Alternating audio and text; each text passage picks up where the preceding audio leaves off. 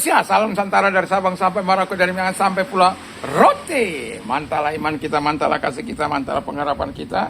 Tentunya dalam Yesus Kristus menjadi Tuhan dan Juru Selamat kita dan Juru Selamat dunia. Jangan katakan bahwa Yesus bukan Tuhan. Dan katakan pula Yesus sebagai Juru Selamat, dialah Tuhan, dialah Juru Selamat. Kalau engkau percaya, engkau akan diselamatkan. Engkau tidak percaya, engkau akan dihukum. Yohanes 3 ayat 36.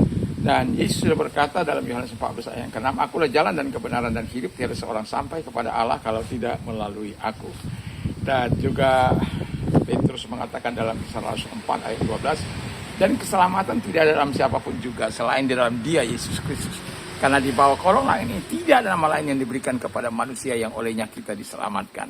Dan dalam Kisah Rasul 16 ayat yang ke-31, Paulus mengatakan, percayalah kepada Tuhan Yesus Kristus, maka engkau akan diselamatkan, engkau dan seisi rumahmu. Puji nama Tuhan.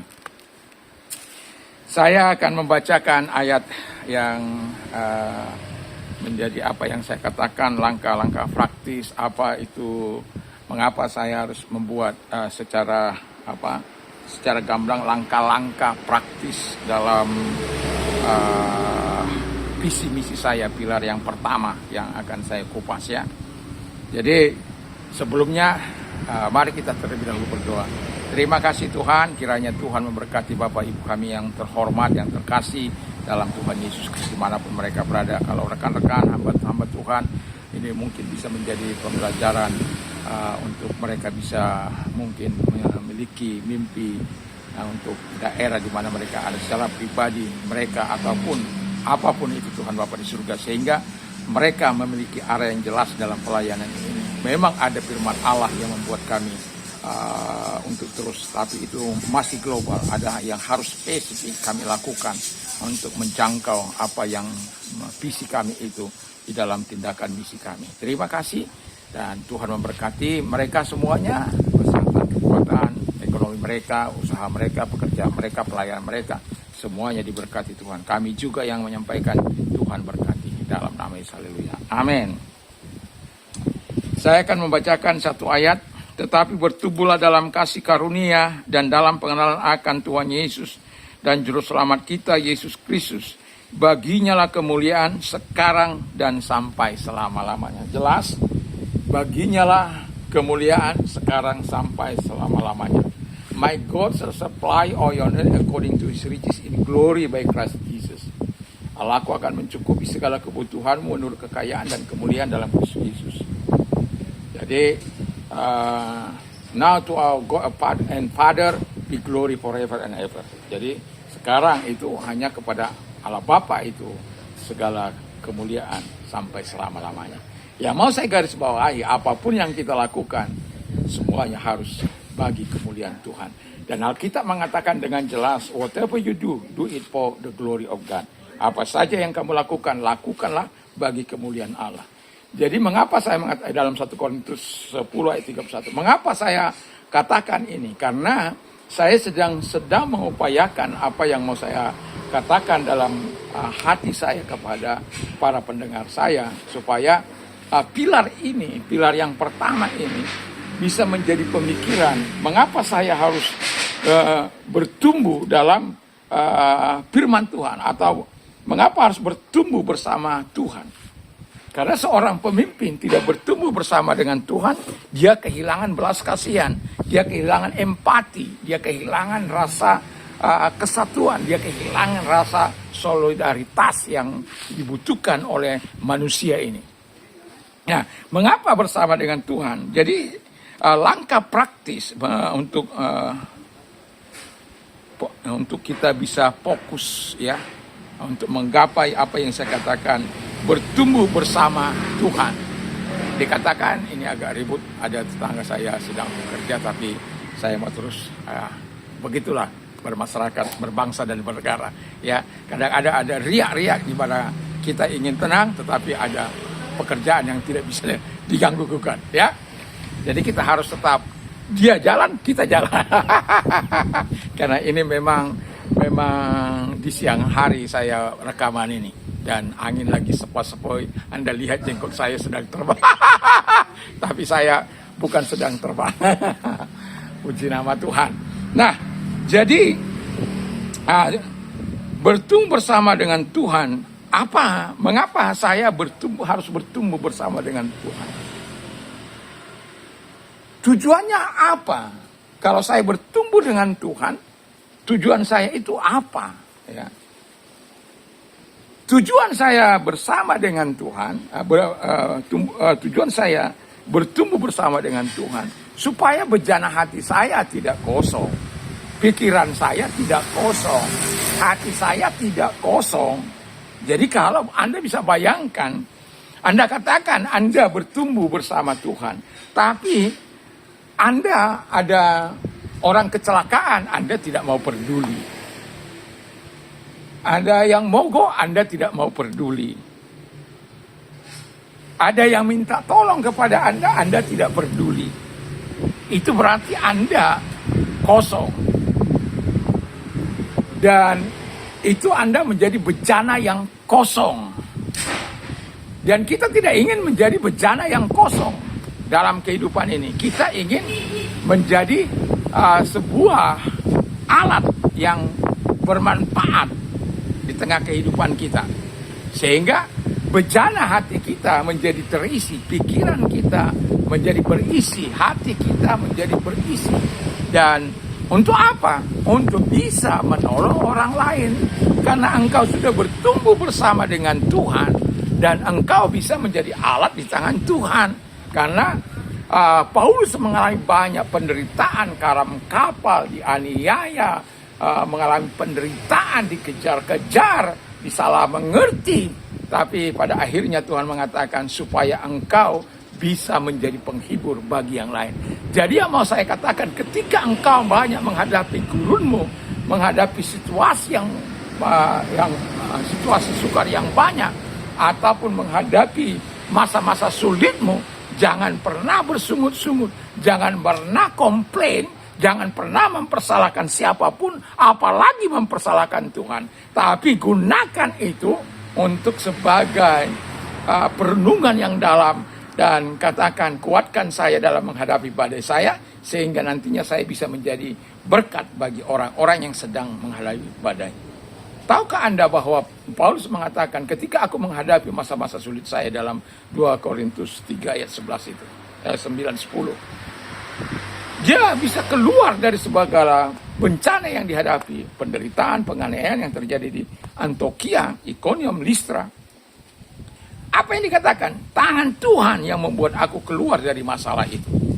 Dan ini penting karena apa? Seorang yang bertumbuh bersama dengan Tuhan, dia harus yang pertama memberikan kemuliaan Tuhan. Sebagai seorang pemimpin, Andalah yang harus pertama memberikan kemuliaan bagi Tuhan, sebelum yang lain ikut meniru apa yang kau lakukan. Harus pemimpin itu terlebih dahulu. Makanya Paulus berkata, ikutilah teladanku sama seperti aku mengikuti teladan Kristus. Nah, ketika dia mengikuti teladan Kristus, apa yang dilakukannya? Dia melakukan apa yang dikehendaki oleh Kristus. Tujuannya jelas, memberi kemuliaan kepada Kristus. Itu sebabnya apa saja yang kamu lakukan, lakukanlah bagi kemuliaan Tuhan. Bukan untuk kemuliaan dirimu, bukan untuk hormat dirimu, bukan untuk kehebatanmu, bukan untuk kekayaanmu, bukan, tapi untuk kemuliaan Tuhan. Bukan berarti Allah tidak ingin kau kaya, bukan. Tapi kalau kaya dalam kita menjadi pelit, itu bahaya. Tapi kalau kita kaya seperti yang katakan firman Allah, kaya dalam kebajikan, itu sangat luar biasa. Sekalipun mungkin engkau sulit, dalam keadaan sulit, tapi engkau masih bisa memberikan sesuatu yang seharusnya kau makan, tapi masih bisa engkau berikan kepada orang lain yang lebih membutuhkan daripada engkau. Ya, di tengah-tengah masyarakat kita ada banyak hal itu sedang terjadi. Jadi kita sebagai pemimpin yang ini pilar yang pertama ini, kenapa saya kupas satu demi satu, supaya Anda tahu kenapa saya mengambil diksi bersama, bertumbuh bersama dengan Tuhan itu. Karena saya ingin saya menjadi bejana yang berisi di tangan Tuhan dengan berdoa, membaca firman Allah dan lain sebagainya. Jadi tujuan saya bertumbuh dalam bersama dengan Tuhan itu ada tujuannya, yaitu tujuannya supaya saya tidak menjadi bejana yang kosong. Jadi kalau saya bejana yang kosong, bagaimana saya bisa berbagi kepada keluarga saya, bagaimana saya berbagi kepada masyarakat atau kepada jemaat Tuhan? Nggak bisa. Jadi kita harus ada sesuatu yang kita alami terlebih dahulu bersama dengan Tuhan, sehingga kita bisa bercerita soal apa yang sudah kita alami bersama dengan Tuhan, sehingga jemaat Tuhan bisa berkata bahwa apa yang mereka lihat, apa yang mereka saksikan, apa yang mereka tahu itu sesuai dengan firman Allah. Saya sebagai pribadi, saya tidak ingin menjadi batu sandungan. Saya tidak ingin menjadi celah bagi orang lain, tapi saya ingin menjadi berkat yang sesuai dengan firman Allah. Jadi ketika pilar ini, itu tentu Anda tahu bahwa satu demi satu pilar ini akan tertanam dalam kehidupan kita. Mengapa saya mengambil diksi bertumbuh bersama dengan Tuhan? Itu karena ada tujuannya, supaya saya tidak bersama dengan Tuhan, tapi saya tidak bertumbuh apa-apa. Kan ada orang hidup bersama dengan Tuhan, perilakunya perilaku setan, perilaku bejat yang dia miliki, dan hawa nafsu dia umbar dan lain sebagainya. Tapi kalau kita bertumbuh bersama dengan Tuhan, karakter Tuhan itu harus ada dalam hidup kita. 9 buah roh itu, mungkin kita bukanlah manusia yang sempurna. Kita bukan berarti tidak pernah lemah, bukan. Tetapi ketika kita bertumbuh dalam kebenaran itu, maka Tuhan yang akan membawa. Dan ingat apa yang saya katakan, kalau kita tinggal dalam Tuhan, maka dalam Kristus kita akan bisa berbuah. Di luar aku, kamu tidak dapat berbuah apa-apa. Kalau kita tinggal dalam kasih Tuhan, maka kita akan menjadi sahabat Tuhan.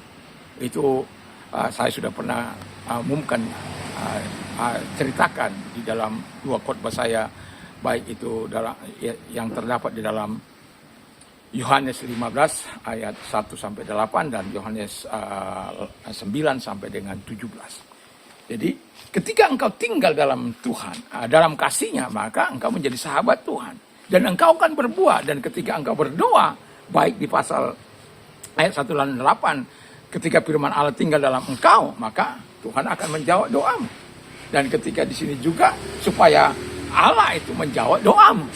Jadi ketika kita tinggal dalam Tuhan, tinggal dalam kasih-Nya, dan mau dipimpin oleh Roh, sebagaimana dalam Kisah Rasul dalam Galatia 5 ayat 16 sampai dengan 26 itu. Jadi ada buah daging, ada buah roh di situ. Tapi Alkitab katakan, kalau kita berjalan dipimpin oleh Roh, hidup oleh Roh, maka kita tidak mengikuti keinginan daging. Jadi hiduplah oleh Roh itu. Dan di dalam Efesus 5 ayat 18, hendaklah engkau dipenuhi oleh Roh Kudus. Supaya apa? Hidupmu dipenuhi oleh Roh Kudus. Kuasa Roh Kudus mengalir dalam hidupmu. Sehingga perkataan kita bukanlah perkataan yang kosong. Perkataan kita adalah perkataan yang sudah kita hidupi khotbahmu, khotbahkan apa yang kau hidupi. Dan itu sebabnya saya katakan bahwa ketika kita berada bersama dengan Tuhan, ini setiap orang perlu memiliki tujuan dalam kehidupannya. Langkah ini saya ambil supaya apa? Saya semakin berkenan. Saya bertumbuh bersama dengan Tuhan. Dan harapan saya kepada jemaat supaya mereka juga bertumbuh di dalam Tuhan. Artinya mereka bertumbuh untuk memberikan pengaruh, memberikan dampak kepada orang-orang yang ada di bawahnya. Sedangkan kita sudah memberikan teladan. Walaupun kita sering berkata bahwa satu perbuatan baik itu jauh lebih baik dari 1000 khotbah. Kita sudah berbuat, tapi belum tentu orang-orang berbuat apa yang kita inginkan. Karena apa? Adanya daging tadi, karena keinginan daging bertentangan dengan keinginan roh, keinginan roh bertentangan dengan keinginan daging. Sehingga karena kedua hal ini, engkau tidak melakukan apa yang kau harapkan. Apa yang kau inginkan, itu gak bisa kau lakukan. Karena apa? Supaya kita bisa melakukannya, Kasih makan itu roh. Kasih makan itu rohanimu. Jangan dagingmu yang kau kasih makan. Bagaimana dia mengasihi kita makan roh kita? Yaitu dengan berdoa, membaca firman Allah.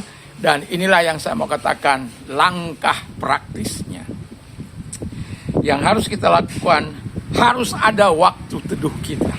Ya, jadi kalau kita mau bertumbuh dalam Tuhan, yang seperti yang saya jabarkan di depan tadi, kita harus ada waktu teduh. Ada waktu kita berdoa, ada waktu kita baca firman Allah, ada waktu kita besuk, ada waktu kita berdoa bersama-sama dengan komunitas kita dan lain sebagainya. Kalau di sini komunitas yang saya maksud adalah rekan-rekan pendoa di kota ini. Nah, ada masa-masa kita untuk bersama-sama dengan mereka. Supaya apa? Kita memberi dalam rangka, yaitu tadi, untuk hidup bersama dengan Tuhan. Kita kan tidak bisa hidup sendiri, kita kan hidup bermasyarakat. Dan itu kita gunakan. Jadi, ya langkah pertama itu, langkah praktisnya adalah pagi-pagi sekali memberikan, kalau saya ya, memberikan buah sulung saya kepada Tuhan. Sebelum orang berteriak, sebelum orang berseru, yang kedengaran ya saya kan nggak tahu di rumah masing-masingnya, yang kedengaran, saya sudah terlebih dahulu datang kepada Tuhan. Sangat jarang bagi saya, terkecuali dua malam sudah berlangsung atau sampai pagi berlangsung, terkecuali itu baru bisa terjadi ya. Tapi saya mau katakan, berikan buah sulung waktu Anda kepada Tuhan. Karena itu akan menopang Anda dalam perjalanan ke depan dalam satu hari. Saya habis berdoa di sana setelah jam 5, saya bangunin istri saya. Kami berdoa di ruang tengah. Kalau tadi saya di tempat tidur, saya balik ke ruang tengah untuk berdoa bersama teman yang ada dari Jawa. Dan setelah habis berdoa, kami berdoa juga dengan keluarga. Artinya 3 fase ini harus saya lewati. Karena apa? Ya itu tadi, saya tidak ingin menjadi bejana yang kosong. Jadi langkah praktisnya supaya engkau tidak kosong, ya baca firman Allah. Ya lakukan apa yang dikatakan oleh firman. Jadi berdoa, kadang juga kita perlu berpuasa. Bisa berpuasa 1 hari, bisa puasa mingguan, bisa puasa bulanan, dan itu terserah kepada Anda. Tapi tujuannya adalah bagi pertumbuhan kehidupan kita bersama dengan Tuhan, bukan untuk yang lain. Dan juga mempraktekkan, memperkatakan firman Allah dalam hidup kita. Itu kita bersama dengan Tuhan. Iman timbul dari pendengaran firman Kristus. Sebagaimana Roma 10 ayat 17. Jadi iman timbul dari pendengaran firman Kristus. Jadi kalau kita mendengarkan firman Allah karena kita memperkatakan firman Allah, iman kita menjadi tangguh, menjadi kuat. Dan saya memperkatakan tiap hari. Dan itu sebabnya saya bukan untuk melebihkan diri saya, tapi saya mau katakan bagaimana setelah saya menerima Yesus 1 Maret 1987 sampai hari ini. Saya pernah ke dokter membayar itu 1 kali, 25.000. Saya pernah ke dokter itu karena COVID. Karena kalau saya tidak ke dokter, saya tidak bisa keluar pulau. Jadi COVID, COVID. Orang kan tidak bisa keluar, harus menunjukkan surat-surat walaupun kita harus bayar itu. Di situ, bayar apa itu? Surat sakti itu. Kalau kita kan diperiksa, kita nggak bisa bayar nggak bisa keluar dari pulau ini. Sementara ada hal-hal yang harus kita kerjakan yang mendesak kita kerjakan. Ada teman saya lebih baik dia tidak kerjakan, tapi saya memilih untuk itu. Karena bagi saya karena saya sudah bilang saya tidak anti dokter. Makanya saya bilang waktu Pak pemeriksaan dokter itu, saya bilang begini, sebenarnya saya adalah orang yang tidak suka dokter, pergi ke dokter. Saya bilang, kenapa Pak? Ya, karena saya percaya kepada dokter di atas segala dokter, karena itu kesempatan saya bersaksi kepada mereka. Dan sampai hari ini, cuma saya bilang, apa Pak? Cuma karena bapak saya bilang saya harus ke dokter. Siapa bapaknya? Bapak saya waktu itu, ya Bapak Presiden Jokowi, karena dia sudah memberikan contoh teladan, dia disuntik, apalagi aman. Itu pemimpin. Dalam arti yang mau saya katakan di sini, pemimpin itu harus melakukan terlebih dahulu, baru dia bisa diikuti oleh pengikutnya. Demikian juga saya, karena saya lihat presiden pada waktu sudah melakukan, ya saya bukan saya kan sudah bilang, saya bukan anti dokter, tetapi saya katakan untuk saya itu saya masih sampai hari ini saya masih percaya pada firman Allah. Karena apa? Firman yang saya perkatakan itu, saya hanya bilang begini, apa yang saya perkatakan selama ini, satu contoh, apa saja yang kau minta dan doakan, percayalah bahwa engkau sudah menerimanya. Ketika saya menumpangkan tangan atas diri saya percaya saya sudah menerimanya, sekalipun belum. Ada yang 2 minggu, ada sakit salah urat, itu 2 minggu, dan ampun, ada yang 3 minggu, lupa ingatan, 3 minggu. Tapi pada akhirnya sampai kalau sudah kumat itu sakitnya, jangankan istri saya aja jangan sampai memegang saya pada waktu saya kumat itu, nggak boleh, karena dipegang sedikit aja menjerit. Apakah saya ke dokter? Tidak. Saya hanya katakan, istri saya aja ke dokter. Tidak, saya bukan anti dokter, tapi saya dalam hal itu saya katakan bahwa saya punya dokter yang jauh lebih hebat dan luar biasa. Dokter di atas segala dokter, tabib di atas segala tabib, yaitu Tuhan Yesus Kristus. Dan saya tidak malu menyaksikan ini kepada siapapun. Karena saya apa? Karena saya mau melakukan. Dan itu sebabnya kepada orang-orang muda yang baru melayani, saya seringkali bersaksi, kalau engkau mengatakan Yesusmu luar biasa, Yesusmu dahsyat, Yesusmu perkasa, tapi ketika engkau sakit, engkau menggunakan fasilitas Panadol, bukan saya anti itu ya, bukan. Tapi yang mau saya katakan,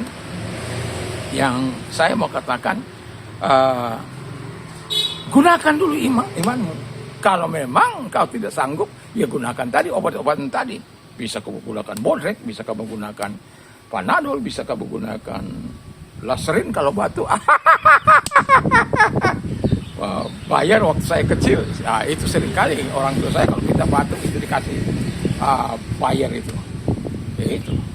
Ya. Jadi yang pertama itu waktu teduh. Yang kedua, akuntabilitas. Jadi kita harus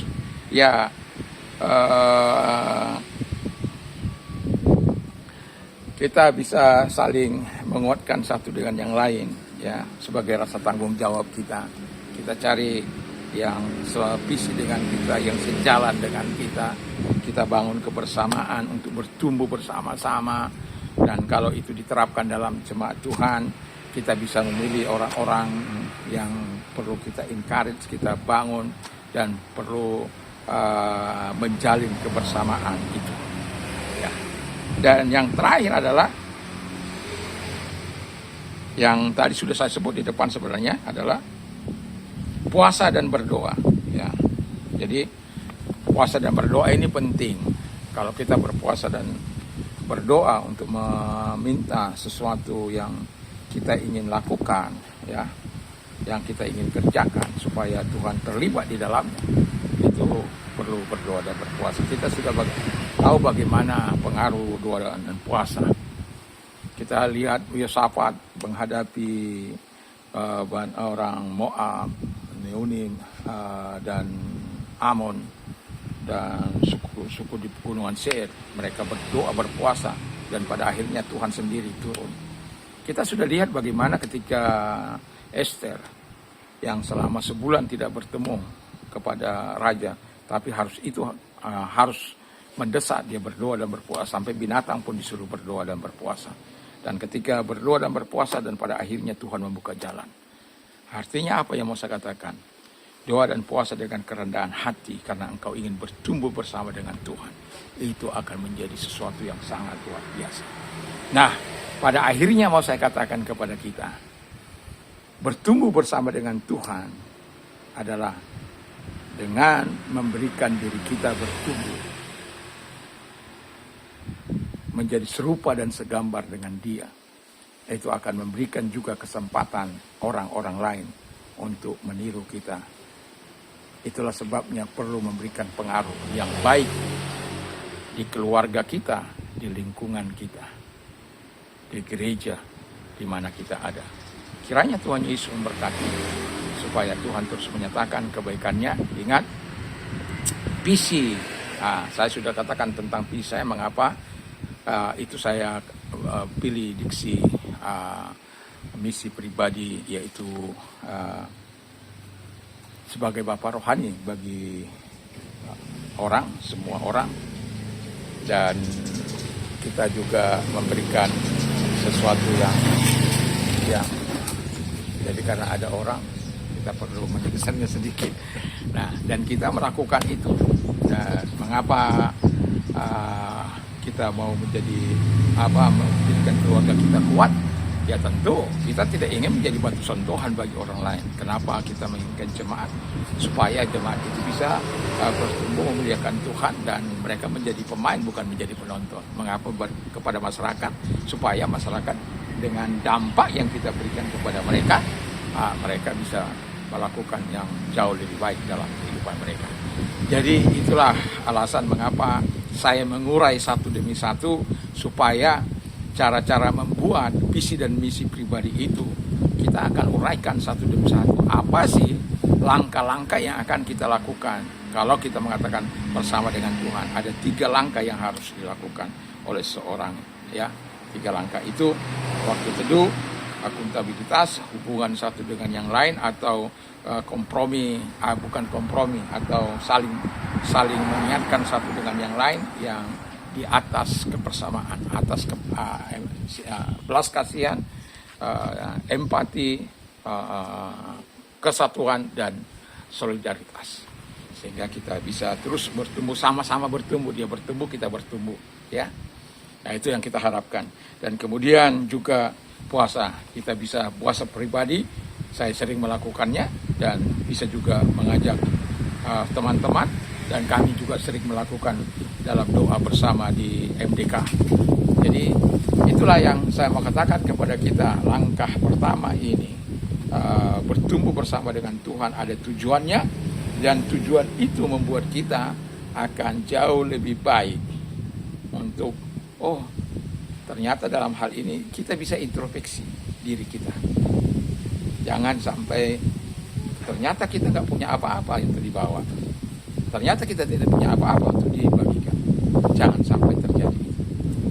Dan itulah sebabnya kita perlu membaca, kita perlu banyak mendengar dan lain sebagainya. Kiranya kita menjadi orang atau pemimpin, menjadi anak-anak muda atau remaja atau ibu bapak, punyalah pegangan yang mengarahkan Anda kepada posisi tujuan Anda itu. Sehingga Anda akan berapa tahun pun Anda untuk menggumuli doa Anda tidak akan pernah. Karena untuk satu kota, ini yang paling lama yang pernah saya baca, untuk satu kota, Irian Jaya, itu dibutuhkan 44 tahun untuk kemenangan bagi Irian Jaya pada waktu itu oleh J.L. Van Hessel, ya. Jadi ada orang yang terus-menerus berdoa sampai akhirnya tidak ada lagi yang mampu menghambat kedatangan suku-suku ini datang kepada Tuhan. Tidak ada lagi kekuatan yang menghambat mereka, yang bisa menghambat mereka. Oleh karena apa? Adanya doa-doa yang kita harap. Jadi jangan pernah putus asa untuk berdoa, karena kita tahu ketika kita berdoa, kita akan melihat banyak perkara yang akan Tuhan kerjakan dalam kehidupan kita sebagai orang yang percaya. Jadi kita serahkan dulu tetangga kita akan berjalan. Ya. Jadi dalam kehidupan kita sebagai orang yang percaya, kita akan terus memberikan manfaat, memberikan sesuatu yang berarti bagi masyarakat, bagi gereja, bagi keluarga, dan bagi diri sendiri. Itu itulah tujuan terutama yang mau saya katakan adalah tujuan ketika kita bertumbuh bersama dengan Tuhan dalam kasus ini, dalam visi ini adalah saya harus terlebih dahulu sebelum saya bisa menjadi berkat kepada orang lain. Mari kita tunduk kepala, kita berdoa.